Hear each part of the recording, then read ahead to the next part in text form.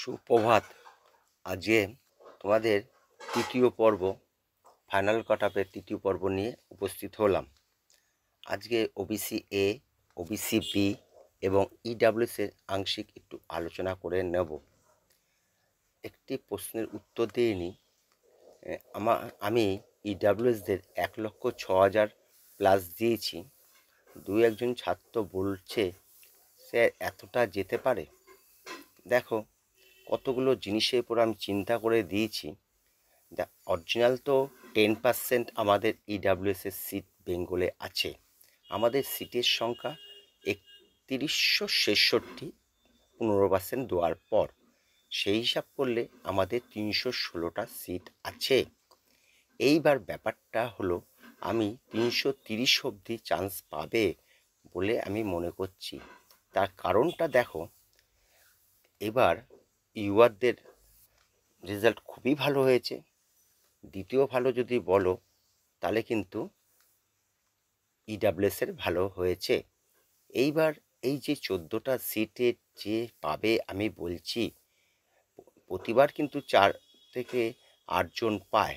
এইবার দেখো, কলকাতায় কিন্তু বড় বড় কলেজগুলোর মধ্যে ইডাব্লিউএস এর যে সিটগুলো পাবে, এইবার সেখান থেকে বেশ কিছু সিট পেতে পারে। কারণ তখনই সিট ট্রান্সফার হয় যখন ইউআরদের সঙ্গে তার নম্বরটা ম্যাচিং হয়ে যায়। যেহেতু এবার ইডাব্লিউএস আমি মনে করছি একটু ভালো রেজাল্ট করেছে, সেখান থেকে অনেকগুলো সিট পেতে পারে। কলকাতা 4টে কলেজে যদি গড়ে 3টে করে পায়, জানো তো সকলগুলোই কলেজগুলো প্রায় 200 থেকে 250টা করে ওইখানে টোটাল সিট আছে পায়। আমি দেখেছি মেডিকেল কলেজ থেকে পাওয়ার সম্ভাবনা খুবই বেশি আছে এবং এসএসকেএম থেকে পাওয়ার সম্ভাবনা খুবই বেশি আছে। কিন্তু ওইখানে ওবিসি বি আর এরা একটু বেশি পায়, কিন্তু ওরা একটু এই বছর দুর্বল আছে। আর এই জন্য আমি মনে করছি 1,06,000 মতন যেতে পারে। দেখো, 7 তারিখে যখন বেঙ্গল র্যাঙ্ক বেরোয়নি, তোমাদের আমি প্রথম বলেছিলাম সকালবেলার দিকে যে দেখো 70,000 মানে 69,000 থেকে অনেক অনেক বেশি কাট অফ যাবে। প্রাথমিকভাবে আমি 1,01,000 বলেছিলাম হিসাবপত্র না করে। পরের ভিডিওতে আমি কালকে মানে গতকাল রাতে যে ভিডিওটা দিয়েছি তাতে 1,06,000 প্লাস দিয়েছি। এইবার সেই ব্যাপারটা আমি ডিটেলস তোমাদের না বলার জন্য একটু বলে দিচ্ছি। এইবার 1,06,000 পর্যন্ত যেতে পারে। দেখো, সিটটা কীরমভাবে ট্রান্সফার হয় এটা কিন্তু সম্পূর্ণ ভাগ্যের উপর নির্ভর করে, এবং সেই কাস্টের যদি রেজাল্ট ভালো হয় তারা ইউআর থেকে অনায়াসে নিতে পারে। আর হলো, যদি সেকেন্ড রাউন্ডে নতুন রেজিস্ট্রেশন যদি না করে ইডাব্লিউএস তারাই কিন্তু এটা যেতে পারে। এবার সেকেন্ড রাউন্ডের রেজিস্ট্রেশনটা খুবই কম হয়, খুবই কম হয়। গতবার সম্ভবত 20-22টা মতন হয়েছিল সমস্ত কাস্ট মিলে। এটা একটু ভয়ের দিক আছে। যদি ওখানে ইডাব্লিউএস যদি এসে যায়, তাদের নম্বর যদি ওই ধরো 80-85 বা 1,05,000 অবধিও হয়, তাহলে কিন্তু ওরা ওই সিটটা নিয়ে যেতে পারবে। তখন কিন্তু কাট অফটা একটু কমে আসবে। ফাইনালিভাবে বলতে গেলে 1,03,000 কাট অফ যাবেই। ওই 1,03,000 থেকে 1,06,000 প্লাসের মধ্যেই কিন্তু একটু এদিক ওদিক হবে। তো তোমরা দেখবে পুরো 4th রাউন্ড পর্যন্ত, মানে যে কলেজ রাউন্ড পর্যন্ত আমি মনে করছি 1,06,000 প্লাস যেতে পারে। এইবার সেটা সময় বলবে। এইবার আসছি ওবিসি এ বি নিয়ে। দেখো, আমরা এই প্রেডিকশানগুলো অনেকটা নানা রকম ডেটার উপর ভিত্তি করে করি। প্লাস মাইনাস অনেক কিছু হতে পারে। এগুলো কি তোমাদের শুনে রাখা, এগুলো মনের মধ্যে প্রভাব বিস্তার করো না। আর কটা দিন বাকি আছে, বিভিন্ন জায়গা থেকে বিভিন্ন জিনিস শুনছো, শোনো, কোনো অসুবিধা নেই।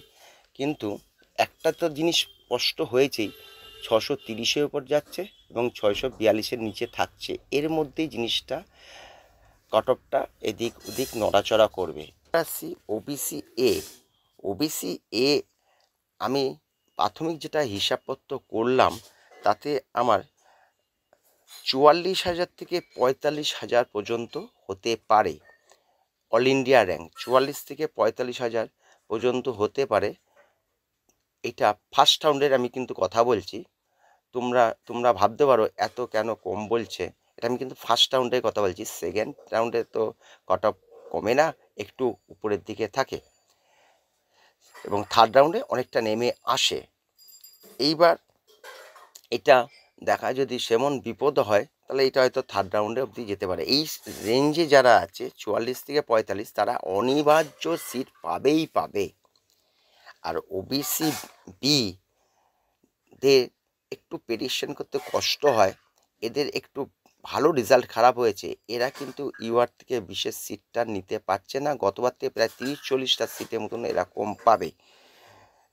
তা সত্ত্বেও আমি মনে করছি 47,000 থেকে 47,500 ফার্স্ট রাউন্ডে কাট অফ থাকবে। সেগুলো দেখা সময় বলবে। এইবার যারা এখনও রেজিস্ট্রেশন করনি, ফার্স্ট রাউন্ডে কাট অফটা দেখে কিন্তু তোমার নম্বর যদি আশেপাশে থাকে অবশ্যই করাবে।